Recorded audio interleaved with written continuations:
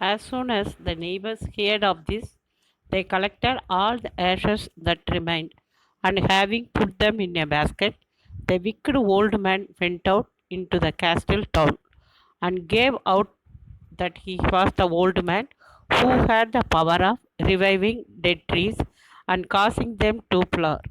He had he had not to wait long before he was called into the prince's palace and ordered to exhibit his power.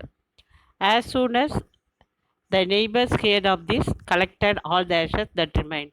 இதை கேள்விப்பட்டு பக்கத்து வீட்டு வயதானரும் என்ன பண்ணாங்க, அதில் இருக்க மீதி இந்த சாம்பலையெல்லாம் ஒரு கூடையில் சேகரித்து எடுத்துகிட்டு அந்த பேலஸ்க்கு போகிறாங்க. அப்புறம் அங்கே போய் அந்த வயதான மனிதர் இறந்த மரங்களை என்னாலையும் என்ன பண்ண முடியும், பூ பூக்க வைக்க முடியும் அப்படின்னு தன்னை கூறிக்கொண்டார்.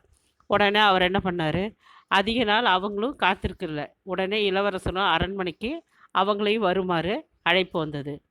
அவரும் என்ன பண்ணார், தன்னுடைய ஆற்றலை வெளிப்படுத்த அந்த பேலஸ்க்கு செல்கிறார். climbed up into with a tree and began to scatter the ashes. Not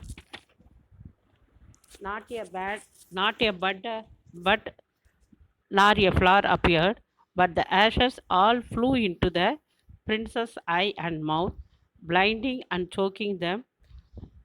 When the prince's retainers saw this, they seized the old man and beat him almost to death, so that he crawled off home in a very sorry plight. When he and his wife found out what a trap they had fallen into, they stood and scolded themselves. But when he climbed up into with a tree and began to scatter the ashes, not a bud nor a flower appeared. உடனே அவர் என்ன பண்ணார், அந்த பட்டை மரத்து மீது ஏறி அந்த சாம்பலை தூவுறாரு. தூவினோன்னு ஒரு மொட்டோ பூவோ மலரல. But the ashes all flew into princess eyes and mouth, blinding and choking him. உடனே அது அந்த அந்த சாம்பலெல்லாம் அந்த இளவரசரோட கண்லேயும் வாயிலையும் படிந்து கண்களை மறைத்து மூச்சு திணறும்படி செய்தது. When the princess retainers saw this, they seized the old man and beat him almost to death.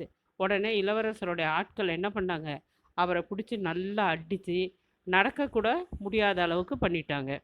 So that he crawled off home in a very sorry plight. அவங்க வீட்டுக்கு எப்படி வந்தாங்களாம், தவழ்ந்துக்கிட்டே வந்தாங்களாம். Then he and his wife found out what a trap they had fallen into. அவரும் அவர் மனைவியும் நாம் எப்படி எந்த மாதிரி ஒரு வலையில் வீழ்ந்துட்டோன்னு என்று நினைத்து அவங்க 2 பேர்களுமே தங்களை தாங்களே திட்டிக் கொண்டார்கள். The good old man and woman, as soon as they heard of their neighbor's distress, sent for them, and after reproving them for their greed and cruelty, gave them a share of their own riches, which their repeated strokes of luck had now increased to a goodly sum. So the wicked old couple mended their ways and let good and virtues lives ever after. The good old man and woman, as soon as they heard of their neighbor's distress, தங்கள் பக்கத்து வீட்டுக்காரருக்கு நடந்த இன்னல்களை கேள்விப்பட்ட அந்த நற்குணமுடைய தம்பதியினர் அவர்களை அழைத்து வந்தார்.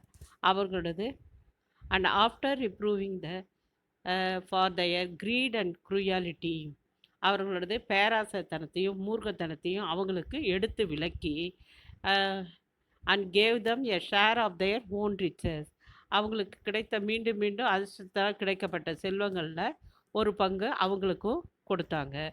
So the wicked old couple mended their ways, அதனால் அந்த கெட்ட தம்பனியர் தங்களை தவறுகளை திருத்தி கொண்டார்கள். And led good and virtuous lives ever after, அதற்கு பிறகு எப்போதும் அவங்க ஒரு உன்னதமான வாழ்க்கையை வாழ்ந்தாங்க.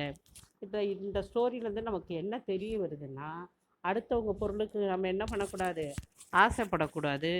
பிற பார்க்கும்போது அவர்களை மாதிரி நாமளும் இருக்கணும்னு ஆசைப்படணுமே இல்லையா, அவர்கள் மீது என்ன பண்ணக்கூடாது, பொறாமை படக்கூடாது. விலங்குகளிடம் நாம் என்ன பண்ணணும், அன்பு காட்டணும். நமக்கு நாமே உண்மையாக இருக்கணும் என்பது தான் இந்த ஸ்டோரியிலேருந்து நம்ம தெரியக்கூடிய விஷயம். இது புரிஞ்சிருக்கும்னு நினைக்கிறேன் சில்ட்ரன். நாளைக்கு உங்களுக்கு இதுக்கு பேராகிராஃப் தரேன். Thank you children.